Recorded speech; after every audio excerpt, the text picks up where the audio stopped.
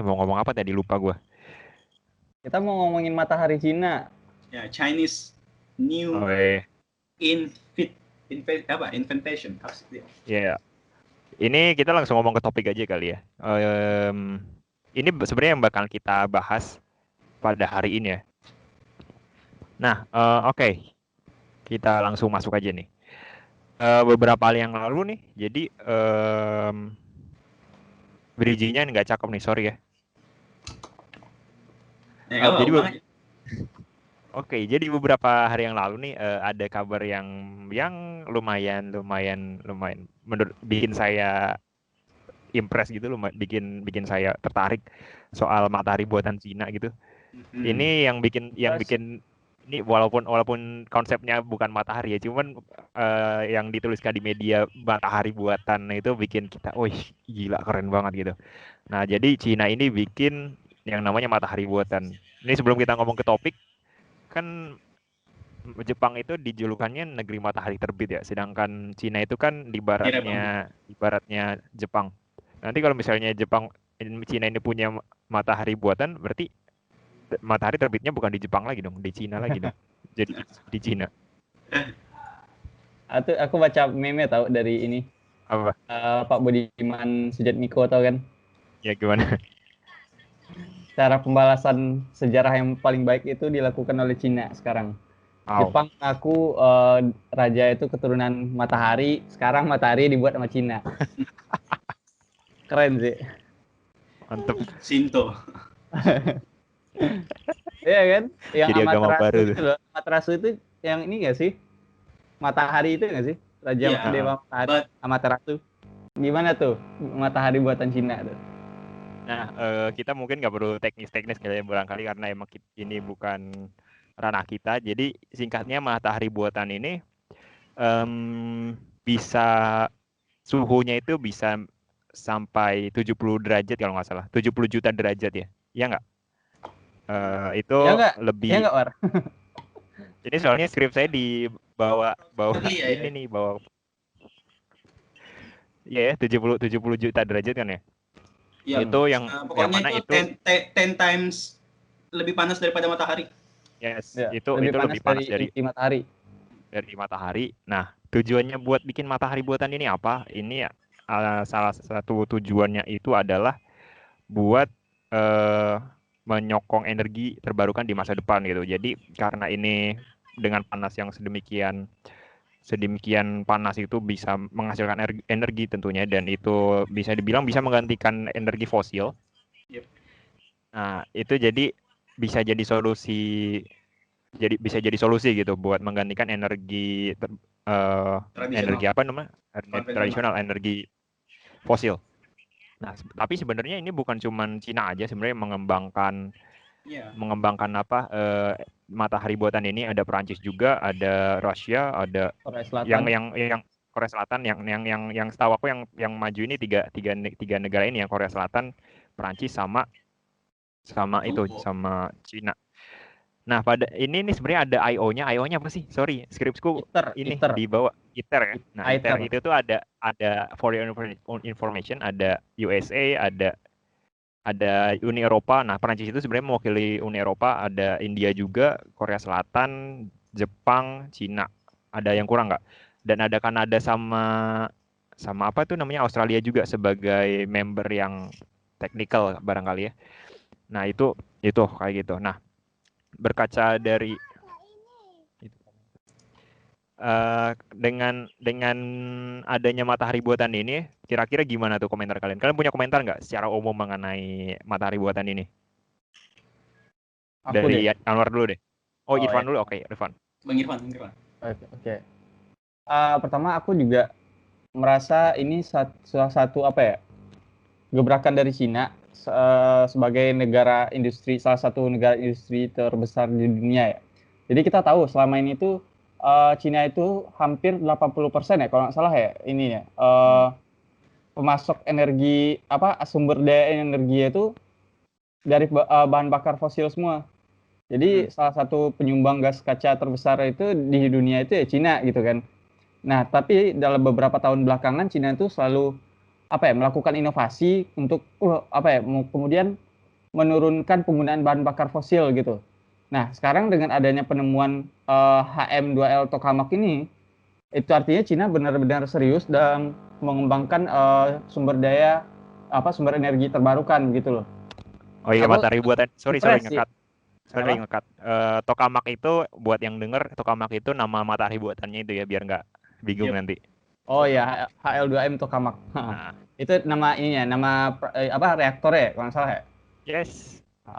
Jadi karena kebetulan aku juga skripsiku tentang Korea Utara dan juga berhubungan dengan nuklir ya. Aku juga mau sedikit jelasin kalau misalnya ke penonton itu nggak tahu kenapa HM2L tokamak ini disebut sebagai matahari buatan gitu loh. Nah, jadi reaktor nuklir itu ada teknologi nuklir itu ada yang nama itu sekarang kalian tahu pernah ini nggak dengar bom hidrogen? H-bomb. Yes. Nah, Korea Utara kan juga ngembangin itu tuh kemarin buat senjata mereka. Tapi Cina udah lanjut lagi nih ngembangin hidrogen itu sebagai bahan bakar energi gitu, bahan bakar sumber energi gitu. Jadi HM2L tokamak ini nanti itu melakukan ini singkatnya ya. Ini biar ini karena aku bukan orangnya ahli dalam bidang kimia atau fisika gitu-gitu. Jadi nanti itu ada reaksi fusi. Reaksi fusi itu apa? Reaksi fusi itu adalah penggabungan inti atom yang kemudian menghasilkan energi yang sangat besar gitu loh. Nah, energi yang dihasilkan di sini itu panasnya itu sekitar 150 juta derajat Celcius. Itu lebih panas dari sumber inti matahari gitu loh. Nah, diharapkan ke depannya kalau misalnya reaktor ini bisa berjalan dengan konstan, itu bakal jadi sumber energi terbarukan yang bahkan mungkin bisa dibilang sebagai jangka panjang. Iya, mungkin sebagai penemuan inilah paling mutakhir abad inilah kalau aku bilang ya. Kalau misalnya dulu kita bisa ngolah minyak sebagai bahan bakar penggerak apapun gitu kan, mesin. Nah, sekarang tuh kita menemukan yang namanya matahari buatan seperti ini gitu. Oke, makasih Irwan. Dan menurut Anwar gimana, War? Secara umum mengomentarin si tokamak ini. Jelek banget namanya tokamak. Iya, tokamak. Lebih ke Jepang ya dibanding ke Cina ya? Tokamak. Jelek. Bayangin nama lu. Terus namanya apa gitu? Piao Liang. Artinya bagus. Terus kalau menurut aku Bang Luk ya, mungkin kalau Bang Irfan tadi lebih membahas bagaimana perkembangan dan cara pemakaian dari hujan nggak sih? Kedengaran nggak? Iya, hujan. Enggak, tapi nggak kedengaran kok. Halo. Nggak kayak Lucky. Mungkin Bang Irfan lebih bahas daripada bagaimana kegunaan ini, source-nya apa, terus bagaimana cara dia bekerja.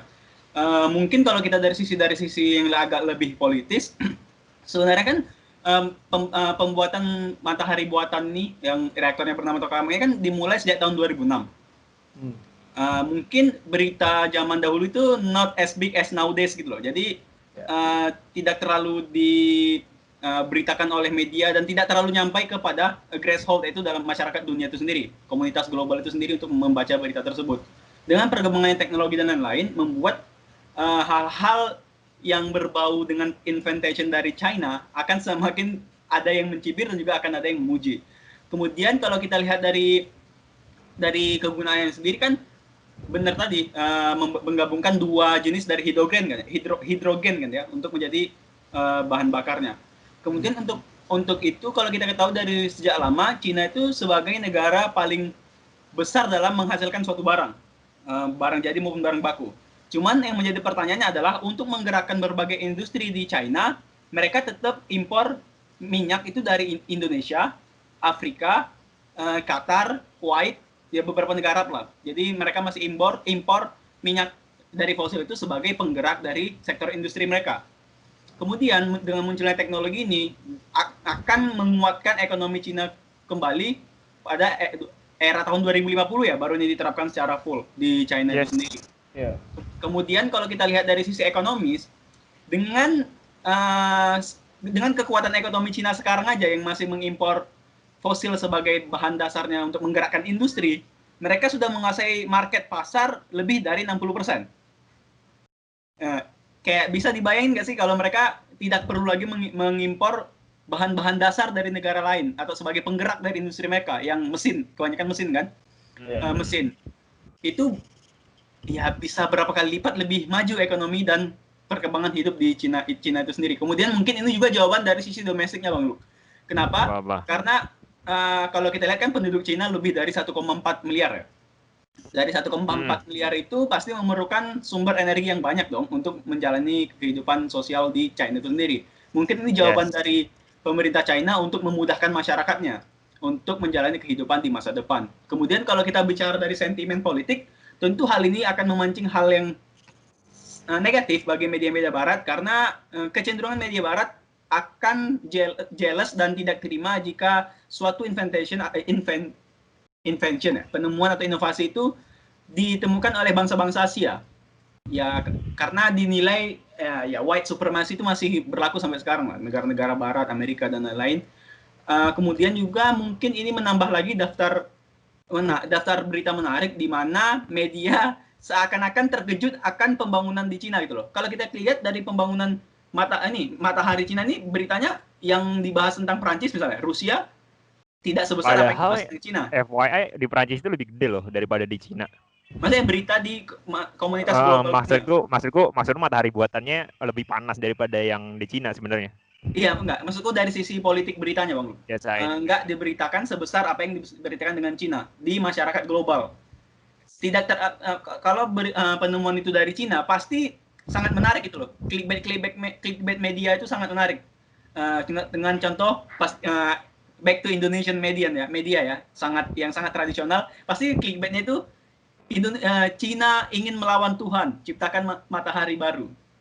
Kayak gitu-gitu loh, clickbait beritanya yang jadi menarik perhatian masyarakat gitu.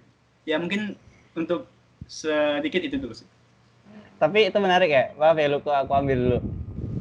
Itu menarik anjir, aku pernah baca komentar di salah satu thread di Twitter. Ada salah satu tweet itu bahas ini tentang matahari buatan Cina itu HM2 tokamak itu tadi kan. Wah, awas aja nih Cina kalau misalnya reaktor bocor terus mengakibatkan radiasi bikin ulah lagi, awas aja Cina. Jadi kayak gitu-gitu kayak masyarakat tuh belum teredukasi secara maksimal gitu loh. Aku dalam hati ini orang bodoh banget sih, ya Allah gitu kan. Padahal kalau misalnya kenapa? Ya, pokoknya apa aja penemuan Cina itu pasti akan dicari sisi resikonya terlebih dahulu, Bang, daripada konsepnya. Betul. Padahal ini sebuah menurutku sebuah kemajuan dari peradaban umat manusia gitu loh. Karena kita berhasil menemukan energi yang tanpa batas, bersih. Kosnya lebih kita bakal hidup di dunia yang lebih nyaman gitu loh. Ya walaupun memang ada risiko, cuman kenapa harus diejek duluan gitu loh. Karena menurutku ini kebencian atas ras itu masih ada sih. Benar kata Anwar tadi, kayak white supremacy, terus kemudian ada anti Chinese, gitu-gitu kan masih berkembang di masyarakat kita begitu kan. Tambah lihatnya komentar-komentar masyarakat Indo sih, konyol-konyol sumpah. Tambah dikit lagi Bang Luk, mungkin kalau kita bicara di Asia Timur ya, mungkin teknologi yang terbarukan yang diciptakan China dan telah di-announce ini akan sangat sulit diterima oleh Jepang dan Korea Selatan. Exactly. Kenapa? Ya, karena kalau kita bertimbang balik apa yang dilakukan oleh negara-negara Asia Timur lainnya pada saat nuklir di Fukushima ya. Ya. Akibat nuklir dari Fukushima kan ada sentimen-sentimen tentang pembangunan tenaga terbarukan kan, karena akan ini. Mungkin hal itu juga akan dipakai negara-negara Asia Timur lainnya untuk melawan penemuan-penemuan itu loh. Kalau Cina bisa membuat matahari yang ini, kenapa negara kita nggak buat? Pasti ada lagi pertarungan di negara Asia Timur sih dalam hal penemuan dari jenis penemuan ini sih. Tapi ya, ini kan buat matahari buatan ini kan salah satu projectnya ITER gitu, bukan cuman China aja gitu. Kalau aku lihat di websitenya ITER sendiri, BTW ITER itu buka magang loh, barangkali kalian bisa tertarik buat magang di ITER. Jadi di ITER itu kalau di website nih, iya ada buka lowongan magang mereka. Makanya I don't know. bersedia aman Cek dulu. aja. Pokoknya tersedia aja.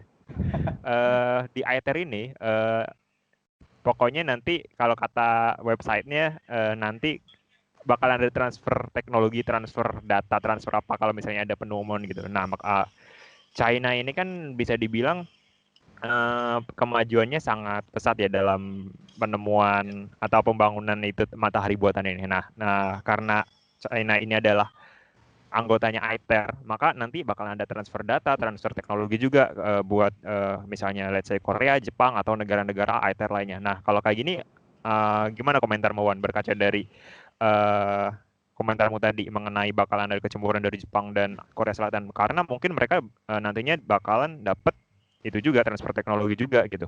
Ya, mungkin kalau kita bicara tentang dari segi pemikiran yang dari kaum ideal, Bang ya, harusnya seperti itu kan. TOT diberikan untuk sarana edukasi dan sarana ya bertukar teknologi lah, informasi teknologi. Cuman kan kita bisa juga dilihat dari sisi skeptis ya, sisi skeptis dan realis.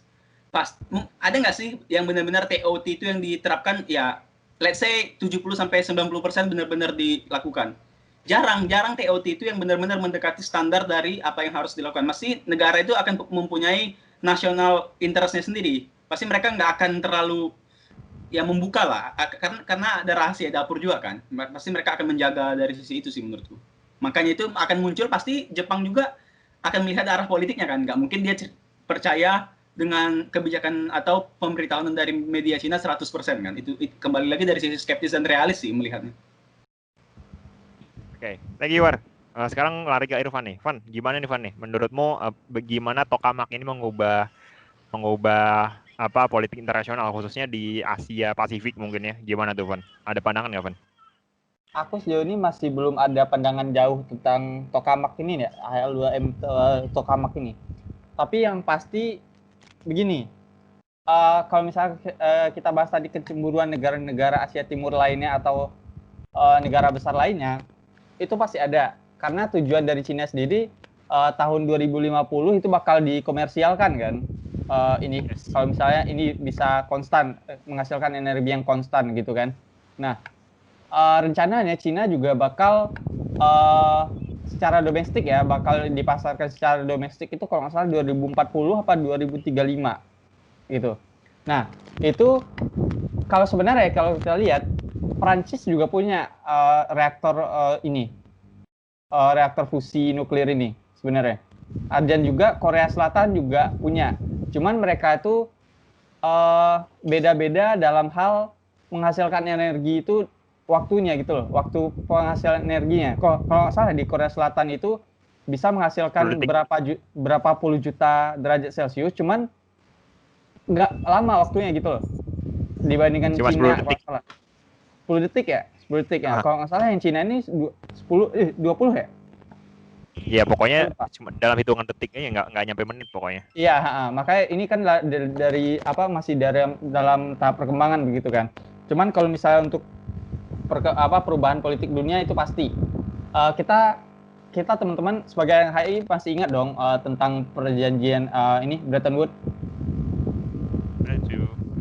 Nah, dan juga ini ya pengikut ini ya habis perjanjian Bretton Woods itu kayak Arab yang kemudian menggunakan dolar sebagai alat tukar pembelian minyak begitu kan. Nah, itu membuat dolar itu kan semakin kuat setelah Perang Dunia Kedua gitu kan. Nah, kemudian aku sempat aja kepikiran kalau misalnya Cina ini berhasil mengembangkan energi terbarukan dari semacam HM2L tokamak ini, mungkin aja dominasi USD ini bakal tergantikan oleh yuan atau RMB gitu loh. Karena juga kita tahu kalau misalnya Cina pengen memasarkan itu berarti kan ya bisa jadi yuan digunakan sebagai alat tukar ya gitu loh, bukan USD. Nah, dan sekarang juga kalau misalnya kita bicara yuan dan USD, Indonesia sama Cina aja sekarang dagangnya pakai USD. Pakai yuan. Nah, itu bakal ya sedikit banyaknya pasti bakal ngaruh ke ini politik internasional menurutku. Oke. Gitu sih. Kalau aku pengen menyoroti dari segi itu sih, dari segi SDGs atau dari segi yang sustainable lah kali ya. Kita pakai renewable energy. Ini sebenarnya lumayan bagus lah gitu buat kelangsungan environment gitu, lingkungan. Aku jadi ingat perdebatan antara ekoradikal sama lawannya satunya ekoradikal itu apa sih? Aku lupa. Ekoradikal tuh Nggak ingat. lupa ya. Itu. Itu semester awal tuh. Jadi kan ada perdebatan antara Bumi punya, kalau kita sebut aja kelompok A ya. Kelompok A ini punya argumen bahwa Bumi ini punya keterbatasan gitu. Bumi ini punya keterbatasan, kita harus ramah-ramah sama Bumi, kita nggak boleh eksploitasi Bumi terlalu banyak, limit kita harus membatasi ini. Kemudian ada lagi kelompok si B nih. Si kelompok B ini adalah ya nggak apa-apa, kita eksploitasi aja nggak masalah. Kita di masa depan bakal nemuin teknologi yang mana kita bisa mengatasi masalah-masalah yang ada di dunia. Misalnya AC dulu, misalnya AC nggak ramah lingkungan, akhirnya sekarang kita punya AC yang lebih ramah lingkungan seperti itu. Dan sekarang ada nih yang namanya kalau si kelompok A tadi kan bilang, oh kita harus hemat energi, kita nggak boleh buang-buang banyak energi. Dan sekarang Cina menemukan bahwa, wah kita punya energi yang alternatif yang bisa dibilang tanpa batas gitu, tanpa batas dan tanpa terbatas. Ini artinya kita nggak perlu lagi hemat-hemat energi nih, kita bisa boros-boros dan dampaknya pun sekarang jadi minimal banget dengan ini. Ini di sisi lain, nah ekomodernis sama ekoradikal. Nah, thank you Anwar. Si ekoradikal ini yang kelompok B ya. Si ekomodernis ini yang kelompok B. Nah, si ekomodernis ini ya terbukti gitu, si ekomodernis ini bahwa energi bahwa akhirnya kita mendapati bahwa ya nggak masalah kita pakai energi terlalu besar. Toh kita sekarang bisa menemukan energi yang lebih sustainable, bisa lebih ramah lingkungan dan tidak merusak gitu. Dan dengan adanya matahari buatan ini menurutku lebih membuktikan bahwa sekarang posisinya ekomodernis ini lebih unggul gitu, bisa membuktikan bahwa sebenarnya ya kita nyata gitu. Itu sih yang pertama. Dan yang kedua mungkin barangkali yang baru nemuin matahari buatan ini kan sebenarnya baru China, Perancis sama Korea Selatan ya. Amerika nggak tahu, kayaknya belum ya. Ini barangkali bisa Amerika. Ini barangkali bisa sedikit mempengaruhi konstelasi perpolitikan dunia, karena energi kita nggak bisa bantah juga, energi itu merupakan salah satu hal yang penting buat menjalankan suatu negara gitu. Timur Tengah bisa konfliktual gara-gara mereka kaya minyak, lalu dalam tanda kutip Amerika di sana intervensi dan ya akhirnya pun seperti itu. Dan begitu juga Arab, kenapa Arab jadi kaya gitu kan juga karena minyak. Begitu juga mungkin dengan China ya. China minyak suatu saat mungkin bakal habis, dan yang jadi buruan pasar internasional barangkali adalah energi yang renewable gitu, yang terbarukan. Cina mungkin tahun 2050 kita nggak tahu bakal gimana, tapi kayaknya dia bakal memainkan peran penting dalam hal energi, barangkali seperti itu. Dan barangkali dia ini menjadi hegemon tersendiri buat China gitu.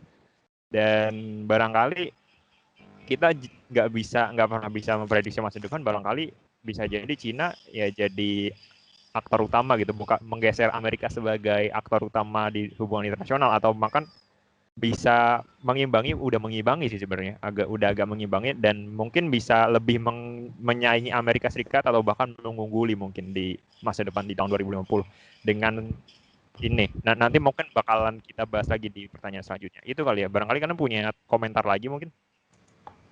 Apa ya, kalau menurutku juga kalau misalnya kita nggak bisa memprediksi masa depan gitu kan, itu benar. Cuman kita bisa teka-teka aja lah gitu loh. Kalau misalnya kita lihat dari kebiasaan-kebiasaan sebelumnya, terus setiap negara yang punya sumber daya itu punya dua sisi ininya di masa depan, bisa konflik ataupun bisa jadi makmur begitu kan. Nah kayak di Timur Tengah orang itu juga tambah-tambah kaya, cuman di beberapa daerah juga terjadi konflik begitu kan. Nah itu kalau itu kan perdebatannya dengan sumber daya alam, tapi kalau misalnya teknologi, apakah mungkin sama dengan sumber daya alam? Itu yang bakal jadi pertanyaan gitu loh. apakah Cina juga bakal jadi konflik terus misalnya ada perang saudara kan lucu gitu kan. Oh enggak, aku punya opini baru sih. Kalau kita berkaca sama, nah ini makanya kita perlu punya defense yang kuat gitu. Kalau kita berkaca dari Timur Tengah ya, Timur Tengah negara, let's say negara yang kaya minyak, mereka nggak punya defense yang kuat gitu. Mereka nggak punya defense yang kuat. Iya. Adapun Arab misalnya, Arab punya minyak yang melimpah gitu. Cuman ya dia temenan sama Amrik gitu. Dia nggak ngelawan sama Amrik. Dalam tanda kutip mereka temenan gitu. Nah, jadi menurutku ada barangkali ini bisa diriset lagi karena ini baru asumsiku. Menurutku ada dua hal yang perlu dipilih nih. Either kamu harus punya militer yang kuat sehingga kamu tidak bisa diadu domba dalam tanda kutip, diadu domba oleh asing gitu buat diambil minyaknya, atau kamu jadi temenan sama yang eksploitasi kamu. Itu sih pilihannya. Benar. Tapi karena di satu sisi juga Amerika juga punya energi gitu loh, punya kekuatan, punya power untuk melakukan eksploitasi begitu kan. Cuman kalau dilihat misalnya sekarang teknologi Cina juga nggak kalah saing gitu loh sama Amerika begitu. Jadi siapa yang mau eksploitasi dia gitu kan. Menarik. Menarik ini sebenarnya untuk kita lihat depan. Bisa mungkin barangkali bisa menyaingi Amrik. Dulu kan perang dingin kan antara Soviet sama Amrik ya. Barangkali di masa depan itu Amrik sama China. Mungkin udah mulai lawan China bahkan sekarang. Mungkin ya, sekarang tuh eranya kan kita perangnya teknologi begitu kan. Yes. Nah, ini nih yang menarik nih. Inilah kita langsung move ke topik selanjutnya aja kali ya. Aku ingat banget waktu zaman aku SD atau SMP gitu, ngomongin China, apa yang ada di benakku itu yang pertama HP Cina. Tahu nggak HP Cina itu gimana? Oh iya, yang ada di benak kita. Terlalu banyak nama buah belakangnya. Nah gini sih, kalau kita teknologi sekarang HP siapa sih yang nggak buatan Cina gitu, bahkan Apple pun sebenarnya buatan Cina. Tapi kalau dulu HP Cina itu ya ampun, LCD-nya cepat rusak gitu misalnya, cepat ya rese banget lah, jelek banget gitu. Tapi sekarang enggak gitu, semuanya buatan Cina dan bagus gitu, semuanya buatan Cina gitu. Dan produksinya bagus dan murah, ekonomis. Ini yang jadi pertanyaan nih, bahkan 20 tahun lalu kita bayangin Cina itu, ya ampun, Cina tuh bukan bukan negara yang kayak sekarang, bukan negara yang diperhitungkan lah, ya nggak? Jepang dulu kalau kita bandingin sama Jepang, barangkali Cina itu bukan apa-apa gitu. Cina cuman ladang gitu. Tapi sekarang nggak. Ke Jepang. Nah, that's true. Nah, ini beda banget sama sekarang kan. Ini artinya apa? Kayaknya, kemajuannya pesat banget gitu. Dalam satu dekade itu tuh bisa naik kelas gitu, bisa naik kelas. Yang tadinya negara berkembang terus jadi negara yang berkembang banget dan mungkin bisa dibilang gitu, keren banget gitu. Dan sekarang di aspek teknologi, Cina itu, ini aku ingat banget waktu beberapa minggu lalu kalau nggak salah, itu Joseph Borrell, dia itu sempat mention Cina, dia punya kekhawatiran secara implisit di wawancaranya sama Euronews. Dia itu bilang, kalau misalnya Uni Eropa itu nggak invest more dalam hal teknologi, kita bakalan kehilangan supremasi kita bakalan kehilangan technological supremasi kita, dan itu kita nggak mau, makanya kita harus invest dalam hal teknologi gitu. Itu Joseph Borrell secara implisit dia mengkhawatirkan Cina sebenarnya. Cina punya teknologi yang sangat pesat gitu, development teknologinya sangat pesat, dan Uni Eropa udah lumayan khawatir dengan itu gitu. Dia takut kehilangan hegemon dalam hal teknologi. Nah, pertanyaannya kenapa sih? Barangkali kalian punya opini kenapa sih Cina itu bisa sepesat itu kemajuan teknologinya? Dari Anwar dulu mungkin. Mungkin aku menarik yang aku mau jelasin yang sebelumnya dulu, yang masalah ada satu domain menarik sih. Kenapa? Karena kita ketahui Amerika sebagai negara produsen minyak bumi kan ya. Dan apalagi beberapa titik di Amerika Serikat itu belum mengalami eksplorasi, Bang Lu. Oklahoma, Louisiana, Texas yang dinyatakan sebagai cadangan minyak bumi terbesar itu belum dieksplorasi. Yes. Ya, Maka dari itu mungkin mereka khawatir gitu loh. Masih ada banyak bisnis yang belum dilakukan dan masih banyak sumber yang ada. Muncul China dengan teknologi barunya yang meninggalkan ini semua, fosil-fosil ini semua. Mungkin mereka belum siap. Apalagi mereka kan melakukan penetrasi minyak itu kan di semua wilayah kan ya. Di Irak sampai ada perang Teluk, di Indonesia dengan 2 perusahaan besarnya, Chevron dan Shell, di mana perbandingan itu 1:5 berapa gitu. Amerika kalau dibandingkan barrel yang bisa dihasilkan oleh Chevron dengan barrel yang bisa dihasilkan oleh Pertamina itu sendiri. Plus korupsi yang terjadi di Pertamina yang gila-gilaan kan kalau masalah minyak. Kemudian juga kalau membicara kenapa, balik ke pertanyaan, kenapa China bisa bereformasi lah istilahnya gitu kan, dari yang dulu kita lihat. Paling kalau kita bicara China yang terlintas di otak selain dari HP China itu ya paling film vampir, boboho. Ya betul. Tradisional banget, 20 tahun itu tradisional banget. Atau ya, jadi aku ingat loh, aku ingat pas masa kecil tuh nonton boboho bareng keluarga, boboho ya. Walaupun film itu diproduksi di Hong Kong ya, yang pakai bahasa Kantonis. Tapi ya tetap aja China, orang taunya. Itu orang Cina juga. Kemudian kalau kita bicara kenapa itu bisa berubah, benar tadi satu yang katakan Bang Irfan, ada satu poin yang paling vital menurutku, yaitu mereka mulai mengalami perubahan masalah transaksi atau nilai tukar yang dipakai untuk transaksi. Itu paling benar. Kenapa?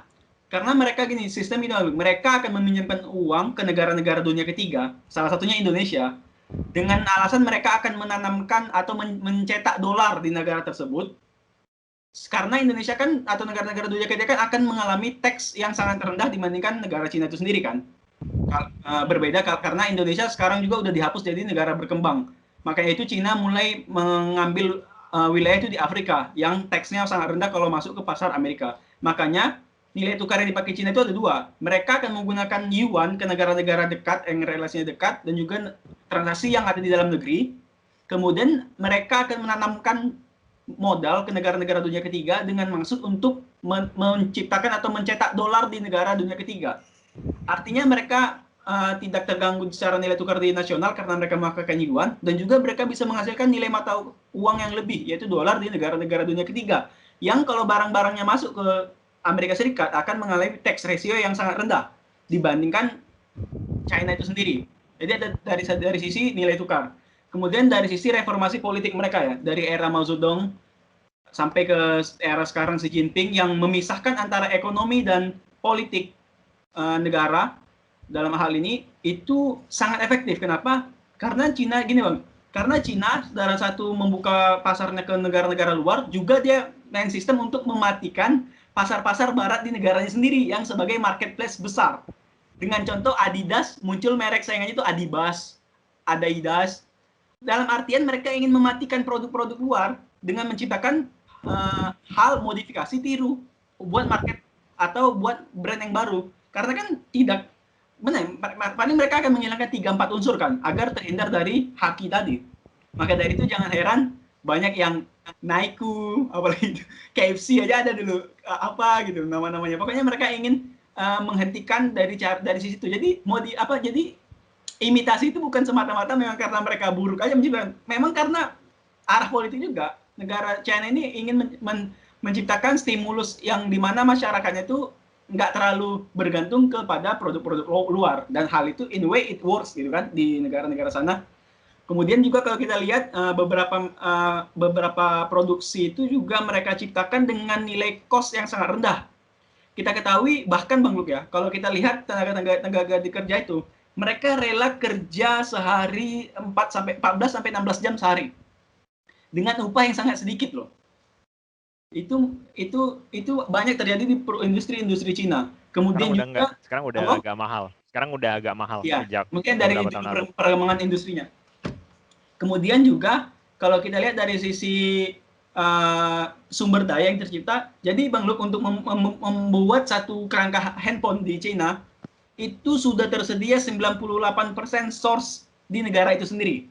Jadi mereka hanya kekurangan 2% dan salah satu dari 2% ini diimpor dari Indonesia. Dalam hal ini timah yang akan digunakan sebagai komponen dasar pembuatan HP. Jadi mereka selain dari arah politik dan SDA yang didukung, implementasi dari bagaimana mereka bisa menghentikan atau meng-cut pasar-pasar dari barat tuh di negaranya yang sebagai marketplace besar itu dipotong gitu loh. Pokoknya dipotong ya dengan cara apapun. Dengan cara penciptaan barang-barang KW tadi. Itu juga efektif di Cina itu sendiri. Jadi masyarakat Cina sendiri tidak, masih ada lah yang sangat fanatik dengan Balenciaga, apapun itu mereknya. Tapi in general masyarakat Cina tidak terlalu fanatik dengan brand-brand luar karena mereka bisa menciptakannya sendiri gitu dengan nilai cost yang lebih rendah. Mungkin itu dulu Bang. Oke, cek dengar nggak? Dengar kan? Oke, thank you Anwar. Ya, pinjamin. Oke, kalau aku ya. Ya gue. Oh, ini sebenarnya menarik nih. Tadi Anwar ngomong seperti itu, tapi gini nih, menarik kita. Anwar tadi sempat membahas soal memisahkan antara politik sama apa namanya, sama ekonomi. Kalau kita berbicara soal ekonomi ya, soal perkembangan teknologi, kita ini sebenarnya agak kontradiktif sama yang namanya hal ini gitu, sama yang namanya teknologi, sama kenyataan di Cina. Kalau apa yang kita Adam Smith ya yang ngomong kalau nggak salah, jadi keterbukaan gitu, keterbukaan informasi gitu, itu tuh selalu berbanding lurus dengan yang namanya perkembangan teknologi. Itu teori dasar banget kan ya, kalau nggak salah kita itu diajarin di SMA. Tapi kan nggak begitu dengan di China gitu, informasi serba terbatas. Apalagi China itu, nah ini yang bikin heran ini sebenarnya gini loh, di China kan sebenarnya nggak ada Google ya, nggak ada Google kan, dia pakai ada browser sendiri, ada Baidu. Terus hal lain lagi, misalnya negara mereka, banyak dari orang mereka itu nggak bisa bahasa Inggris misalnya, seperti itu. Di sisi lain kita, kalau misalnya kita mau banyak belajar, kita kan harus bisa ngakses jurnal-jurnal yang bahasa Inggris minimal kan kayak gitu. Sedangkan di China kan yang bisa bahasa Inggris kan dikit banget. Nah ini kontras dengan di China gitu. Dia itu kayak fast learner gitu. Dulu barangkali mereka bukan apa-apa, terus jadi fast learner sekarang, dan barangkali beberapa tahun lagi mereka jadi ya orang yang ahli gitu, kompeten gitu, the top, ada di hierarkisnya itu paling atas gitu. Dan itu hal yang kontradiktif sih. Dan dengan berkaca pada hal itu, punya opini nggak Van? Kenapa bisa kayak gitu? Kenapa bisa dengan keterbatasan akses informasi dan lain-lain? Kenapa Cina masih bisa jalan-jalan aja gitu dengan keadaannya yang sekarang? Kenapa mereka berkembangnya bisa cepat gitu? Kalau yang aku tangkap sih begini, karena aku juga punya beberapa teman orang Cina, mainland. Teman ya? Teman. Apa sih lu? Ya, jadi kalau misalnya kita diskusi itu emang sebenarnya keterbatasan informasi itu udah nggak jadi masalah lagi buat mereka sebenarnya lo. Karena apa?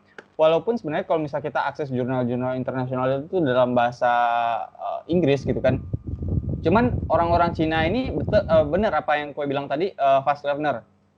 Sebenarnya itu juga banyak yang kemudian jurnal-jurnal itu kemudian ditranslate ke dalam bahasa Mandarin gitu kan.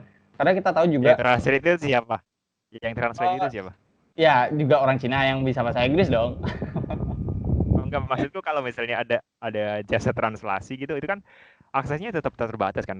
Artinya kalau mau aksesnya itu banyak banget, resource-nya banyak banget, jurnal-jurnalnya, artinya kan harus ada lembaga terus orang yang sukarela buat mentranslate semua itu. Jadi ada bank jurnal gitu. Begini.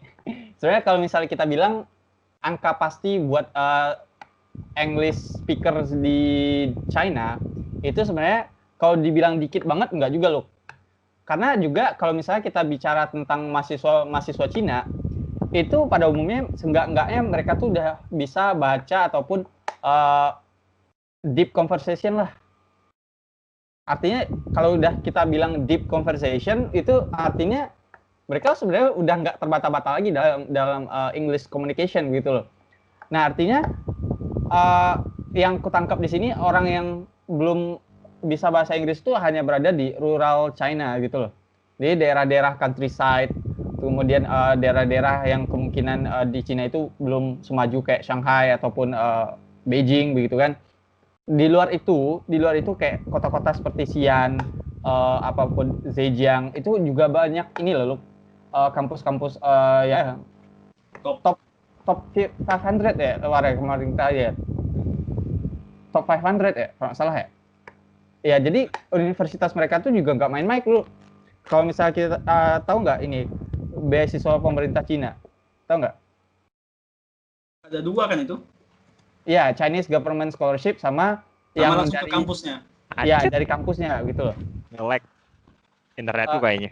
Dengar nggak? Dengar nggak? Nah, kulangi lagi Macet. ya. Masa sih? Internetku kalau nggak internetku ini kayaknya kalian deh. Kayaknya internetku sih. Bang Luki. Soalnya Bang Oh, ya udah. Udah. Nah, tahu ini nggak? Tahu Chinese Government Scholarship nggak? Tahu nggak? Tahu. Yang ada 2 itu kan? Iya. Jadi universitas di Cina pun sendiri itu kan juga banyak ngundang orang asing buat belajar sana, dan juga kalau misalnya ini gitu kan, artinya kalau misalnya banyak orang asing juga di situ berarti juga semakin banyak ini bertumbuh English speaker di China itu sendiri gitu kan. Lebih tinggi mereka kok daripada Indonesia. Nah iya, makanya kalau misalnya kita bilang English di China itu dikit ya enggak juga gitu loh. Padahal peringkatnya tadi berapa? 38. English proficiency-nya. Iya, 38. 38 di dunia. Indonesia itu cuma 78 ya? 7 berapa? 74 gitu kan. Nah, itu artinya kan juga sebenarnya kalau bisa dibilang mereka punya keterbatasan informasi, enggak juga gitu loh. Cuman kenapa bisa perkembangannya itu tadi, kalau misalnya aku bilang ini sebenarnya asumsiku sih atau opiniku. Orang-orang Asia Timur, orang-orang China kayak Jepang ataupun Korea gitu kan. Itu tuh mereka tuh pelajar mereka tuh fast learner gitu loh. Artinya mereka tuh belajar itu bukan main-main. Kalau kita kan belajar Indo cenderung barbar gitu kan. Kita belajar di sekolah cuma 8 jam, terus di rumah juga palingan main gitu kan. Nggak ada yang namanya self study gitu, ada nggak kita? Nggak ada kan? BTW, Indonesia itu negara nomor 1 paling santai di dunia. Oke, itu prestasi. Indonesia negara paling santai di dunia aja. Aku aja kaget lihatnya. Anjir, ya juga. Iya, kalau dibilang santai, kita santai. Memang santai kita. Jadi kalau misalnya kita bilang tadi ada teori yang mengatakan bahwa keterbukaan informasi berjalan lurus dengan tadi Luki? Kualitas kemajuan teknologi. Kemajuan teknologi, perkembangan teknologi. Nah, jadi kalau misalnya kita ini bandingkan dengan Cina gitu kan, Cina, Korea, Jepang, pelajar-pelajar mereka tuh punya jam belajar yang lebih luas, dan juga tingkat atau daya saing masuk universitas aja cukup berat gitu loh. Nah, itu artinya kan orang-orang di sana juga bisa dikatakan cerdas. Kalau aku bilang orang-orang Asia Timur itu cerdas. Kita mana ada yang namanya self studying? Ada nggak? Self study atau apa namanya itu, belajar sendiri di sekolah sampai jam malam gitu. Anak kampus doang nggak itu nggak wajib gitu kan di kita begitu kan. Ya palingan kalau pulang kuliah main, nonton gitu kan, pacaran gitu kan. Negara paling santuy udah. Kita tuh santuy, itu prestasi kita. Nah, kalau menurutku ya kenapa Cina bisa maju sekarang ya ada hubungannya dengan liberalisasi ekonomi yang dilakukan pas zamannya Mao Zedong. Nah, itu benar-benar buat Cina itu ini sekarang bisa maju kayak sekarang begitu loh. Karena mereka juga reformasi budaya yang kemudian terbuka dengan dunia luar gitu kan, terbuka dengan orang asing gitu. Lihat aja sekarang salah satu beasiswa paling besar di dunia itu Chinese Government Scholarship. Karena kampusnya banyak. Iya, karena di dalam satu kota itu aja bisa beberapa kampus publik gitu kan. Ada Zhejiang, terus ada Zhejiang University, terus ada satu kota bisa berapa nama? Bisa berapa nama, cuman nama itu juga Zhejiang gitu kan. Kalau Beijing University, Beijing normal, terus apa lagi gitu kan. Gitu-gitu lah. Gitu kan. Jadi karena penduduknya juga banyak gitu kan. Jadi angka kemungkinan melahirkan orang pintar itu sepertinya tinggi gitu. Dan informasi tambahan, tahu nggak sekali mereka ikut ujian universitas berapa yang daftar? Berapa? Hampir 10 juta Ih. setahun. Kalau kita berapa, War? Berarti itu siswa loh, siswa SMA loh, 10 juta. Kalau kita berapa, War? Lebih banyak dari kasus aktif corona ya. Indonesia paling berapa anjir yang ikut ujian masuk universitas? Tapi mungkin itu sih agak dia total penduduk Cina berapa sih? 1,4 berapa? miliar. Kita berapa? Kita berapa? Kita Barangkali 274 juta. Mungkin awareness. Oh iya, aku tadi baru lihat filmnya yang di ASC tadi dipromosin Sukron. Itu sih ada emang masih beberapa orang yang belum aware sama pendidikan tinggi. Itu salah satunya mungkin ya. Dan yang hal kedua barangkali karena kita nggak sebanyak Cina, barangkali emang kita nggak sebanyak Cina penduduknya. Itu salah satu faktor juga. Tapi ya itu emang masih beberapa masyarakat Indonesia sebagiannya entah berapa puluh % itu masih belum aware sama pendidikan tinggi sebenarnya. Adapun kalau misalnya ada yang aku ini ya berkaca dari pengalaman sih sebenarnya. Kalau teman-temanku masuk kuliah tuh tujuannya apa gitu loh? Agar kita dapat kerja. Kegiatan aja. Agar kita dapat kerja. Iya. Bukan Salah menjadi sih, nggak salah. Ya emang nggak salah, cuman maksudku untuk dapat kerja itu butuh skill gitu kan. Nah kita lihatlah teman-teman berapa sih orang yang sadar akan skill yang dibutuhkan oleh dunia kerja gitu loh. Maksudku ketika kamu kuliah seberapa besar teman-teman kalian yang eksplorasi di kampus gitu loh. Itu mungkin kalau misalnya dibandingin sama Cina ataupun pelajar Korea atau Jepang, mereka tuh belajar mati-matian loh. Naik nih tahun kemarin 2020 10,4 juta. Lebih gila kan? Sekali ujian. Jadi tahu lah ya betapa ketatnya kalau misalnya kita ikut ujian masuk univ di Cina gitu loh. Dan itu mereka itu kalau nggak masuk kayak universitas favorit tuh rata-rata lari ke luar negeri. Iya, betul. Aku juga diceritain gitu sama teman-teman gue. Jadi kalau misalnya tahu Tsinghua University. Tahu. Ya itu top lah itu. Nah, itu termasuk top juga. Itu kan salah satu kampus yang punya banyak inovasi setiap tahunnya gitu loh. Nah, itu juga kalau menurutku kenapa Cina bisa maju ya dari dunia pendidikan tadi loh. Itu bukan hanya keterbatasan informasi, tapi emang kampus mereka emang serius untuk membentuk SDM-nya mereka. Kalau bisa aku bilang ya, aku pernah dikasih semacam link perpustakaan itu di ini Hong Kong ya. Sama siapa, Pak? Mungkin hampir-hampir sama lah di kampus-kampus top di Cina. Jadi mereka tuh punya banyak kasih siapa? Ini ID perpustakaan. Dikasih siapa? Teman. Oke. Jadi kayak mereka tuh punya banyak kerjasama dengan universitas-universitas top dunia kayak Harvard, Oxford. Jadi mereka tuh punya kerjasama jurnal internasional. Jadi mahasiswa dari Cina itu bisa mengakses jurnal internasional secara free begitu loh. Jadi mereka tuh knowledge itu selalu berkembang dibanding kita. Kita kalau mau cari jurnal internasional aja lewat Sci-Hub anjir. Ya harus curi. Indonesia pencuri. Enggak salah orang kamu bilang seperti itu. Ya gimana orang nggak ada sarananya? Betul.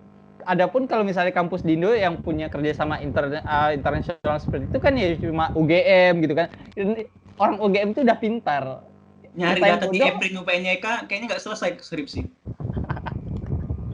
Kemarin tuh ini lucu. Apa? Tahu Gestor nggak? Enggak. Tahu Gestor nggak? Gimana? Nah, ini membuktikan Lucky belum pernah mengakses jurnal internasional. Jadi Gestar itu beda hub aja. Oh, beda. Enggak, kalau ini berbayar, Bos. Sorry ya. Jadi Gestar itu kemarin beda aku hub. Oh ya, UPNBK dihapus ya. Oke, nanti di sensor Mas, slow.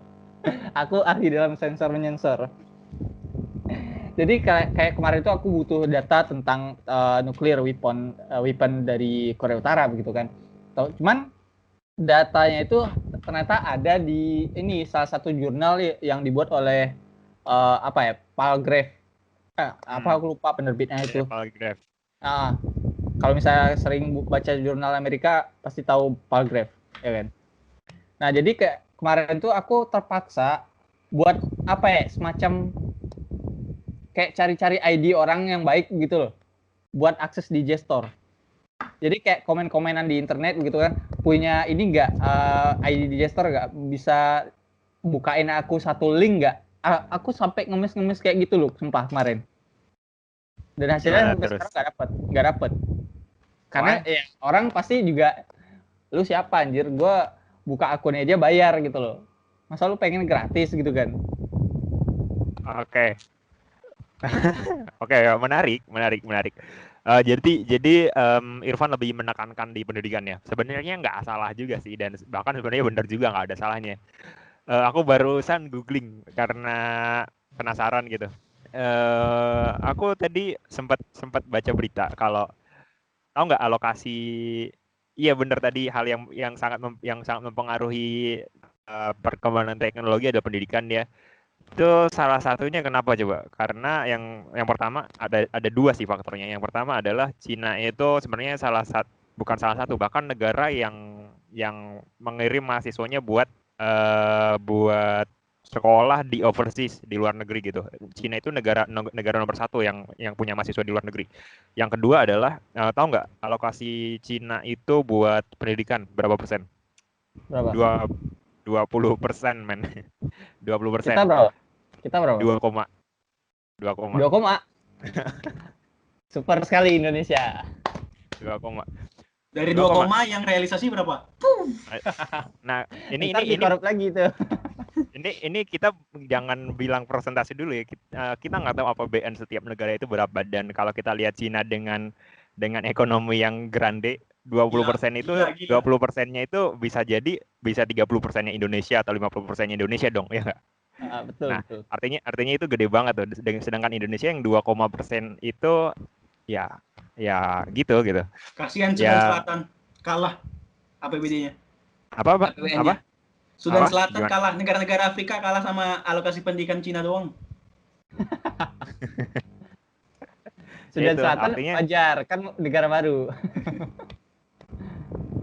Ya, itu 20% itu amount yang sangat besar sih.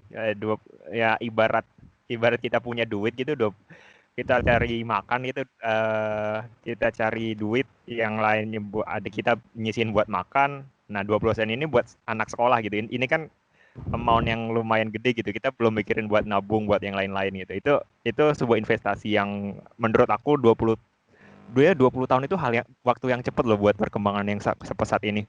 Dan ya hasilnya bisa dituai sekarang. Dan aku barusan baca NBC News. NBC News.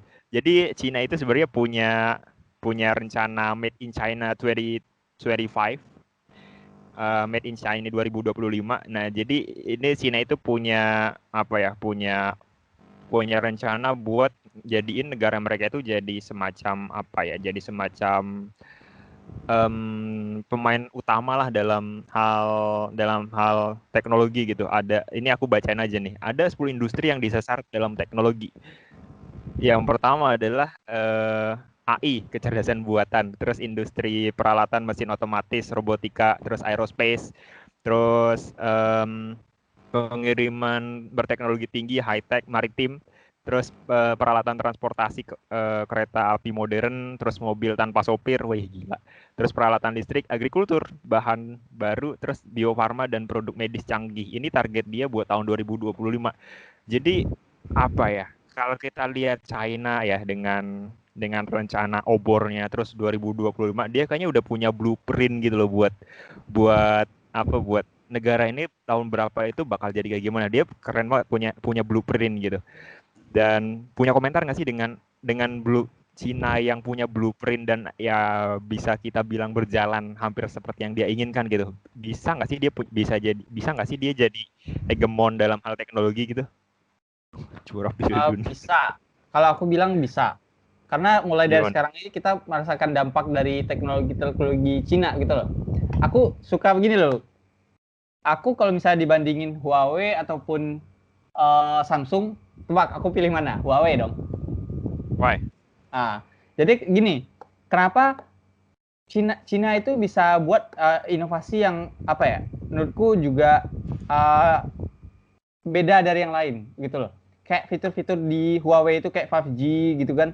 Itu sudah disebarluaskan sekarang secara luas gitu loh. Di mana 5G itu kan termasuk teknologi yang baru gitu kan. Nah, dibandingkan Samsung gitu kan. Yang pertama harga mahal. Tahu lah kan Samsung itu selalu iklan di mana-mana begitu kan. Iklannya paling gede gitu kan. Lihat aja poster-poster HP Samsung itu pasti paling gede, sumpah. Nah, jadi kemarin itu aku sempat bandingin antara HP dari Huawei sama ini, smartphone dari Huawei sama ini Samsung gitu kan. Apa ya, menurutku sebagai anak yang butuh multitask gitu-gitu kan, melihat spesifikasi HP yang di range harga misalnya 4 atau 5 juta gitu kan, itu kayak Huawei dengan harga 4 atau 5 juta itu aja udah memenuhi standar yang aku pengen gitu loh, dibandingin Samsung. Karena Samsung juga jual brand gitu, jual merek gitu kan. Nah, itu pasti kalau misalnya ditanya tadi apakah Cina akan jadi hegemoni teknologi, ya aku dengan sangat yakin ya. Karena ya kita nggak bisa naif lagi kalau misalnya teknologi Cina itu sekarang berkembang dengan pesat gitu kan. Apalagi dengan ada HM2L Tokamak, jangan lupa. Tokamak. Nah, itu Tokamak.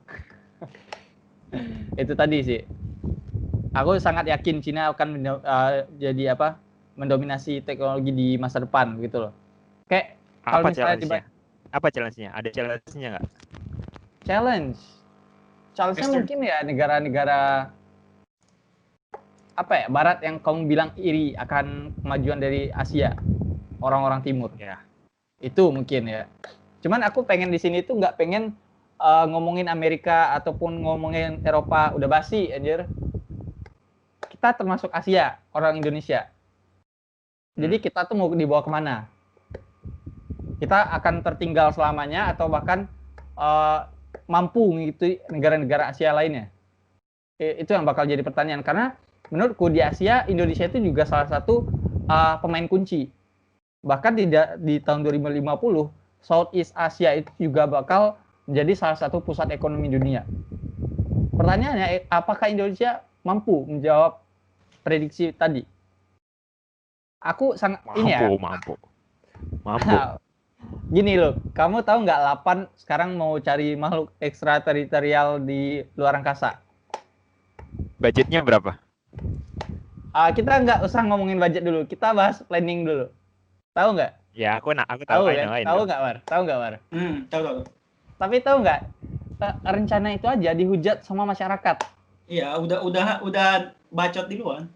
Nah, itu makanya kayak kita tuh mau berkembang, di salah satu sisi kayak dihalang-halangin juga sama masyarakat kita sendiri gitu. Padahal demi kemajuan teknologi gitu kan. Kalau misalnya gini, kenapa Amerika bisa sangat maju di era Perang Dingin? Karena mereka ada lawan. Nah, yaitu Soviet yang ini ya, waktu itu membuat pesawat ulang-alik untuk pergi ke ini ya, bulan ya. Nah, jadi waktu itu sebenarnya kan yang membuat pesawat ulang-alik itu Soviet ya, bukan Amerika kan sebenarnya. Iya nggak sih? Iya. Back dulu yang bagian ini. Nah, menurutku dengan ada challenge seperti itu akan negara itu bahkan aku harus capai target ini nih. Aku harus menemukan teknologi yang baru. Nah, sedangkan Indonesia challenge-nya apa? Challenge-nya masih tentang Pancasila. Challenge-nya masih itu. Jadi apa yang kita mau buat gitu loh. Kalau kita pengen maju, ayo kita bareng-bareng dukung gitu loh. Pemerintah kalau misalnya buat inovasi. Oh, ini ada penerbang ke bulan Indonesia. Bangga dong harusnya kita. Karena belum semua negara yang bisa melakukan hal tersebut gitu loh. Coba tebak, apa inovasi Indonesia dalam 20 tahun belakangan ini? BTW, Indonesia akan meluncurkan satelit pertamanya. Itu satelit buatan sendiri atau gimana? Buatan bantuan dari Prancis, tapi yang berangkatkan ke angkasa itu SpaceX. SpaceX Amerika. Ya, tahun 2021. Bantuan Prancis, tapi yang kan ada terbangkan SpaceX. Ya, tapi menurutku itu bukan hal yang baru, anjir. Iya. Karena di beberapa satelit sebelumnya juga ada hal kerjasama seperti itu juga nggak sih? Aku pernah baca deh kayaknya. Jadi kalau misalnya Indonesia tuh mau nerbangin roket sendiri, nah itu yang kita nanti gitu loh. Oke. Ini aja mau planning buat keluar angkasa ya dihujat anjir. Apa? Oke, barangkali itu kali ya, ada orang bijak. Kita tuh punya rezeki masing-masing. Cina punya rezeki barangkali di teknologi, barangkali kita bakal jadi Cina bakal jadi hegemon dalam hal teknologi, barangkali Indonesia pun bakal jadi hegemoni ya dalam hal ormas. Itu ormas kita terbanyak, boy. Kalau dihitung dibandingin sama ini negara-negara di dunia, ormas kita ya jago. Kita seribuan nggak sih? Apanya? LSM dan ormas tuh kita ada 1000-an lebih. Ditanggapin serius. Tanggapin serius, padahal bercanda doang, ya ampun. Keliru. Itu tahun 2022 kita mempunyai satelit baru, namanya Satria. Oh, Satria. Oke, War. Sekarang pindah ke Anwar. Barangkali nanti bisa dijawab sama Irfan juga nih, War. Jawab pertanyaan tadi nih, mungkin nggak sih Cina itu jadi hegemon teknologi di dunia gitu dengan plan Made in China 2025. Terus aku juga pengen berkaca waktu perang dingin ya, waktu Soviet. Zaman dulu perang dingin hegemonnya kan dalam hal teknologi kalau nggak Amerika ya Uni Soviet. Cuman yang Soviet yang jadi masalah pada Soviet ya teknologi mereka maju gitu. Mereka mengembangkan teknologi juga. Cuman fokus mereka adalah di militer sama di luar angkasa. Yang beberapa orang itu menilai itu nggak terlalu sustainable gitu. Dan kalau kita lihat dengan rencana Made in China 2025, menurut aku itu sustainable banget. Menurut kamu dengan plan Made in China 2025 ini, China bisa jadi hegemon dalam hal teknologi dunia nggak sih? Dan apa tantangannya menurut kamu, War?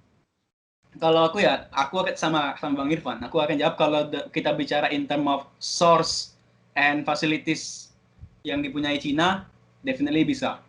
Kenapa? Karena gini Bang, mereka kan selama ini dituduh sebagai produsen karbon dioksida terbesar kan ya, China, dari pabrik dan lain-lain. Tetapi kan mereka bisa meng-counter itu dengan plans mereka yang mereka ini ya, kalau nggak salah di beberapa kota besar itu Shanghai, Chongqing ya bacanya, Chongqing dan beberapa kota besar lain tuh mulai melimitasi penggunaan kantong plastik sebagai respon dari tantangan negara-negara barat akan kotornya laut di samudra yang diakibatkan oleh produksi yang dinilai produksi Cina tersebut. Mereka sudah mulai menerapkan polusi untuk mengurangi penggunaan kantong plastik. Itu sudah menjadi counter bagi negara-negara barat. Bagaimana China bisa mengarahkan politiknya itu benar-benar bisa ngelawan gitu loh. Kedua, kenapa China ini bisa? Menurutku kalau kita lihat lagi ya, kalau kita bicara dari SDM, China one of the best country in term of IQ ya. Terus ada Singapura dan lain-lain. Kemudian kalau aku dapat sumber dari penulisnya ini Martin Jacques, dia melihat itu kenapa bangsa Cina bisa menjadi bangsa yang akan menguasai dua itu lebih dari lebih dari bagaimana mereka bisa gitu, dari mana mereka bisa yang sama kayak aku bilang tadi, memotong barang-barang produk Amerika Serikat ke dalam negaranya terlebih dahulu. Dalam hal ini untuk mematikan market mereka di negara Cina yang sebagai negara market terbesar. Kemudian mereka akan memutar stigma negatif yang mengatakan bahwa barang-barang made in China itu sangatlah buruk. Nah, itu mereka mengubah dari sisi itu terlebih dahulu. Terbukti dengan penciptaan teknologi handphone yang banyak sekali kan dari China, mulai dari LG, Toshiba, dan lain-lain itu juga dikalahkan oleh beberapa vendor dari China itu sendiri kan. Kemudian juga kalau kita lihat dari sisi lainnya itu, kalau dari dia ya, kenapa dia bisa dikatakan bisa akan menguasai dua, ada 6 alasan utama kalau menurut dari penulis ini. Yang pertama katanya karena China itu tersebut dari peraturan dari Mao Zedong dan sampai Xi Jinping, mereka itu menaikkan anggaran militernya Bang Luk, 6 kali lipat dari anggaran sebelumnya pemerintahan sebelumnya. Dalam arti mereka masih memperhatikan dari sisi tradisional security, dalam hal ini penguatan militer, itu paling penting kan. Dan mereka menaikkan 6 kali anggarannya dari tahun-tahun sebelumnya. Kemudian China kan sebagai negara eksportir terbesar, jadi mereka mencoba menciptakan penemuan-penemuan baru dan penemuan-penemuan yang tidak dipikirkan oleh manusia sebelumnya, seperti mesin pel otomatis dan yang lebih simpel kayak gitu loh, yang marketnya itu besar. Jadi mereka menggeser Jerman pada tahun 2010 sebagai produsen terbesar Jerman, Amerika, dan China nomor 1. Kemudian China ini juga memiliki surplus bank terbesar. Karena kan kalau kita lihat kenapa mereka mengamankan Hong Kong dari Inggris, itu kan Hong Kong sampai sekarang masih pakai HSBC ya, banknya ya, HSBC, dan mereka masih menggunakan dolar itu. China ingin mulai menerapkan mata uang yuan di seluruh kawasannya. Dalam hal ini mereka akan mengambil alih Hong Kong. Maka dari itu undang-undang ekstradisi dan lain-lain ini dinilai sebagai pelemahan Hong Kong oleh China tersebut. Kemudian juga kalau kita lihat dari sisi faktor yang ke-5 dan ke-6 itu lebih kepada reformasi ekonomi politik Cina ini berubah dengan memotong aspek-aspek yang dinilai sebagai akar masalah. Dalam hal ini tidak adanya partai yang bisa mengalahkan hegemoni dari Partai Komunis sebagai stabilitas politik. Itu paling penting. Artinya tidak tercipta polarisasi opini di dalam masyarakat Cina itu sendiri, dalam pemerintahannya. Berbanding terbalik dengan Indonesia sendiri yang multipartai, yang polarisasi opini kebijakannya itu sangat bikin kita pusing kepala sendiri gitu loh kalau memperhatikan dari polarisasi kebijakan ekonominya. Maka dari itu Cina, ya nggak hanya Cina sih, Cina, Singapura itu kan cuma menggunakan sistem satu partai kan, yang membuat polarisasi kebijakan itu semakin mudah dihandle. Kemudian proteksi mereka untuk investor-investor masuk itu sangat lemah. Dalam arti mereka itu akan menerapkan sistem yaitu direct investment tadi. Dalam arti itu sekat-sekat yang tidak dibutuhkan dihapus, dipotong gitu loh. Dalam hal ini tidak adanya seperti ya kalau di Indonesia kita kenal dengan birokrasi yang berbelit-belit, tapi kalau di Cina ini kalau dalam hal ekonomi birokrasinya dipermudah. Itu yang paling penting sih, karena di ranah birokrasi itu bisa mengubah segala pandangan ke depan. Apa? Udah ada omnibus law. Iya, ya nggak tahu ke depannya gimana. Itu kemudian juga kalau terakhir yang paling penting itu sendiri, yang paling penting ya. Nah, ini mungkin agak kontradiktif, tapi menurutku ini yang gue percaya. China sebagai masyarakat yang kaya akan diverse juga ya, tapi mereka tidak terlalu memiliki sekat norma-norma yang terlalu ribet untuk dipotong dalam menjalankan kebijakan ekonominya. Dan juga tidak terlalu memiliki akar-akar masalah nilai dan norma yang berbelit-belit dan juga birokrasi yang berbelit-belit, sehingga pelaksanaan implementasi ekonominya lebih mudah dibandingkan negara-negara yang kaya akan nilai-nilai dan norma, contohnya Indonesia. Karena kita kebijakan harus ini, harus itu dulu kan. Tidak menyalahkan Indonesia, tapi hanya memberikan insight gitu. Kenapa China itu lebih mudah dalam implementasi ekonominya, karena satu, dikuasai oleh satu vendor utama yaitu Komunis Party, dan juga polarisasi opini dan kebijakan yang sangat sederhana. Kedua, akar-akar masalah yang menjadi penjegal itu akan dipotong. Keempat, penguatan di sektor militer sebagai respon atas sektor sekuritas nasional. Kelima, pemotongan atau cara defensif dari pasar-pasar Eropa dan Amerika dengan menciptakan produk-produk ya kalau kita ketahui imitasi lah, KW. Dan juga yang paling terakhir itu adalah sarana dan fasilitas bagi para inovator yang diperkuat oleh China itu sendiri. Dan juga banyak para pelajarnya itu yang ke luar negeri, dan yang paling penting mau balik lagi karena ada jaminan yang jelas gitu loh. Betul sih. Oke. Kalau Anwar lebih nyorotin soal ekonomi ya. Sebenarnya ada benernya juga sih, karena ya emang apa yang dilakuin sekarang pasti ada backingan atau ada dukungan dari ekonomi yang kuat juga. Dan ya aku pikir itu saling terkait satu sama lain antara teknologi, hegemoni dan ekonomi. Ya, udah kali ya, udah 1 jam lebih. Ada yang mau ditambahin mungkin? Ada yang kalian perlu omongin tapi belum kesampaian? Aku tentang Indo sih, Apa? karena ini kita ngomongin Cina gitu kan dengan penemuan mereka yang terbaru ini HM2L tokamak. Aku seneng banget deh nyebut HM2L tokamak gitu. Jelek banget. Ah. Tokamak. Tokamak. Jadi kayak aku di sini buat penonton gitu kan. Mungkin ada tadi beberapa dari kata-kataku yang bilang kalau misalnya tadi, wah Indonesia kita nih mau dibawa kemana gitu loh. Sedangkan negara-negara Asia lain itu kan kayak Cina, Jepang ataupun Korea Selatan gitu kan, mereka sudah jelas akan menjadi salah satu pemain kunci perekonomian ataupun ya dalam hal apapun lah di dunia di masa depan gitu loh. Itu menggantikan white supremacy ataupun western supremacy, kayak orang-orang barat tuh sekarang udah mulai tersaingi dengan orang Asia gitu kan. Cuman yang sekarang yang di highlight itu cuman Asia Timur, padahal Asia tuh luas, bahkan benua paling luas itu Asia gitu loh. Jadi sekarang Indonesia itu masuk Asia nggak sih? Diperhitungkan nggak sih gitu loh? Kita dengan jumlah penduduk 274 juta, itu terbanyak keempat loh di dunia. Masa sih kita tuh nggak bisa ngikutin negara-negara Asia yang lain gitu loh? Enggaknya dalam bidang ekonomi, kalau misalnya belum mampu di bidang teknologi gitu kan, karena teknologi itu butuh waktu lama, butuh investasi yang gede, butuh banyak kegagalan gitu loh.